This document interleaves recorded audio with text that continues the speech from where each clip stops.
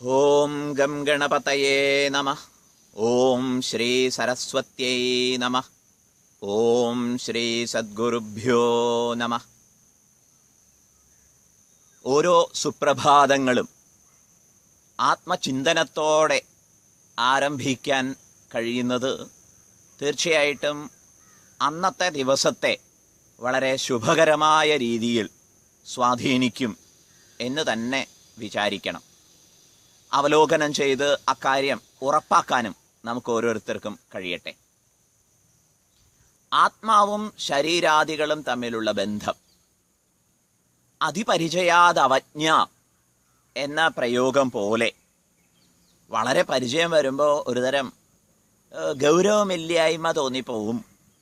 ഇതുപോലെ ആത്മാവ് എന്നത് എൻ്റെ ശരീരം, എൻ്റെ ഇന്ദ്രിയം, എൻ്റെ മനസ്സ്, എൻ്റെ ബുദ്ധി, അതിനൊക്കെ അകത്തിരിക്കുന്നത് ഒന്ന് എന്ന നിലയിൽ ഒരു ലഘുത്വ ചിന്ത, ലഘുഭാവം ആത്മാവിന് നമ്മൾ ചിലപ്പോഴൊക്കെ കൽപ്പിച്ചു പോവാറുണ്ട്. അങ്ങനെ കൽപ്പിച്ചുകൂടാ. വാസ്തവത്തിൽ ആത്മാവിൻ്റെ മഹത്വം, ആത്മാവിൻ്റെ ആഴം, ആത്മാവിൻ്റെ വ്യാപ്തി അതിനെ അതിൻ്റെ ഗൗരവത്തിൽ അറിയണം. ഇതാണ് ആചാര്യന്മാരുടെ ഉപദേശങ്ങളിലൊക്കെ പ്രസക്തമായിട്ടുള്ളത്.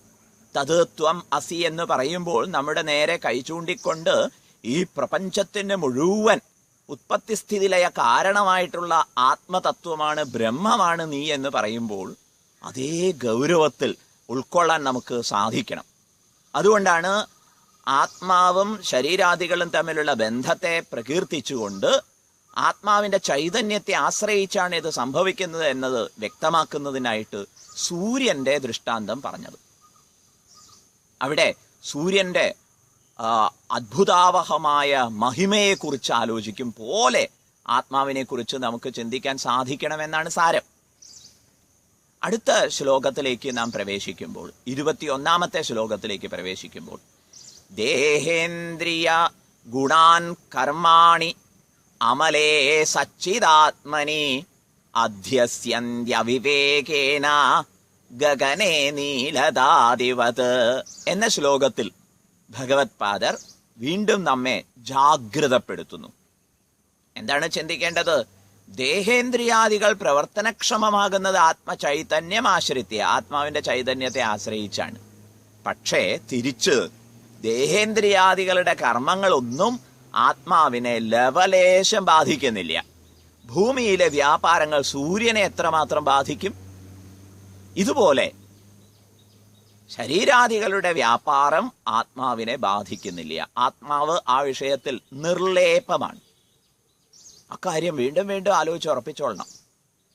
ദേഹേന്ദ്രിയ ഗുണാൻ കർമാണി, ദേഹേന്ദ്രിയാദികളുടെ ഗുണങ്ങളും കർമ്മങ്ങളും ആത്മാവിൽ ആരോപിച്ചു കാണുന്നതേ ഉള്ളൂ. ആരാണ് ഈ ആരോപണത്തെ ചെയ്യുന്നത്? അവിവേകത്താൽ അവിവേകികൾ അധ്യസ്യന്തി, സൂപ്പർ ഇമ്പോസ് ചെയ്യുന്നു, ആരോപിച്ചു കാണുന്നു. ആത്മനി, ആത്മാവിൽ. ഏതുപോലെ? ഗഗനേ നീലദാദിവത്, ഗഗനത്തിൽ, ആകാശത്തിൽ, നീലദാദിവത്, ആകാശത്തിന് നീല നിറം വാസ്തവത്തിലില്ല. അത് നമ്മുടെ കാഴ്ചയുടെ ഒരു ഇലൂഷൻ മാത്രമാണ്. പക്ഷേ ആകാശം നീല നിറമാണെന്ന് നമ്മൾ ആരോപിക്കുന്നു. മേഘങ്ങളൊക്കെ വന്ന് നിറഞ്ഞിരിക്കുമ്പോൾ ആകാശം ഇരുണ്ടുപോയി എന്ന് നമ്മൾ വിഷമിക്കുന്നു. അതുപോലെ തന്നെ ആകാശത്തിൽ പൊടി പിടിച്ചിരിക്കുന്നു എന്ന് നമ്മൾ വ്യാകുലപ്പെടുന്നു. ഇതൊന്നും ആകാശത്തെ ബാധിക്കുന്നില്ല. ആകാശത്തിന് അർദ്ധവർത്തുളാകൃതിയാണ് എന്ന തോന്നലും നമുക്ക് പ്രബലമായിട്ടുണ്ട്. കൊച്ചുകുട്ടികളെ സംബന്ധിച്ചിടത്തോളം ഉണ്ടാവും. പക്ഷെ നമുക്കറിയാം ആകാശത്തിന് ആകാരവും ഇല്ല. ആകാശം എന്ന് പറയുമ്പോൾ സ്പേസ് എന്ന അർത്ഥത്തിൽ മനസ്സിലാക്കണം. സ്പേസിനെ സംബന്ധിച്ചിടത്തോളം അതിന് കളറില്ല, അതിന് യാതൊരു ഘടകങ്ങളുടെയും കളങ്കമില്ല. അതുപോലെ തന്നെ പ്രത്യേകിച്ച് രൂപവും ഇല്ല. രൂപമില്ലാത്ത, ആകൃതിയില്ലാത്ത, ഗുണങ്ങളേതുമില്ലാത്ത ആകാശത്തെ നാം എപ്രകാരമാണോ നീല നിറമുള്ളതായിട്ടും വർത്തുളാകൃതിയുള്ളതായിട്ടും ഒക്കെ കാണുന്നത്, അതുപോലെയാണ് ആത്മാവിൽ ദേഹേന്ദ്രിയാദികളുടെ വ്യാപാരത്തെ ആരോപിച്ച് കാണുന്നത്. ഇത് അവിവേകമാണ്. ആ അവിവേകത്തിൽ നാം വീണ്ടും വീണ്ടും പെടാതിരിക്കട്ടെ.